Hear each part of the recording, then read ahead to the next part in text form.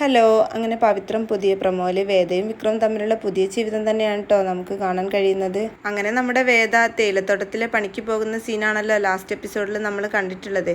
അങ്ങനെ വേദ തേയിലത്തോട്ടത്തിലെ പണിക്കൊക്കെ പോയി ശീലമില്ലാത്ത പണിയായതുകൊണ്ട് തന്നെ ആയിരിക്കും അവൾക്ക് നല്ല പനിയൊക്കെ പിടിച്ച് കിടക്കുന്നുണ്ട്.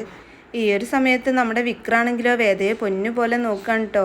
അവൾക്ക് ചുക്കാപ്പി ഇട്ട് കൊടുക്കുന്നു, അവളുടെ നെറ്റിയിൽ തുണി നനച്ചിട്ട് കൊടുക്കുന്നു. അങ്ങനെ ഒരു കൊച്ചു കുഞ്ഞിനെ പരിചരിക്കുന്ന പോലെയാണ് കേട്ടോ നമ്മുടെ വിക്രം വേദയെ നോക്കുന്നത്. അങ്ങനെ വളരെ മനോഹരമായിട്ടുള്ള സീനാണ് കേട്ടോ ഇനി വരുന്ന എപ്പിസോഡിൽ നമ്മൾ കാണാൻ പോകുന്നത്.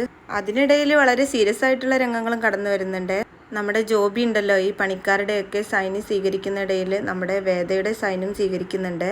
ആ ഒരു സമയത്ത് ജോബി വല്ലാത്തൊരു നോട്ടം വേദയെ നോക്കുന്നുണ്ട്. വേദയ്ക്കാണെങ്കിലോ ആ നോട്ടം ഒന്നും ഇഷ്ടപ്പെടുന്നുമില്ല. ഞങ്ങളെക്കുറിച്ച് അറിയാൻ വേണ്ടിയിട്ട് ഇയാൾ ശ്രമിക്കുന്നുണ്ടോ എന്നൊരു സംശയം വേദയ്ക്ക് തോന്നുന്നുണ്ട്. മറുവശത്താണെങ്കിലോ വിക്രം മൈക്കിളച്ചനെ കാണുകയും മൈക്കിളച്ചൻ്റെ അടുത്ത് കുമ്പസരിക്കുകയൊക്കെ ചെയ്യുന്നുണ്ട്. അപ്പോൾ മൈക്കിളച്ചനെ ഏകദേശം കാര്യങ്ങളൊക്കെ മനസ്സിലാകുന്നുണ്ട്. ജോബി വീണ്ടും വേദയുടെ അടുത്തേക്ക് വരികയാണ്. വേദയും വിക്രവും താമസിക്കുന്ന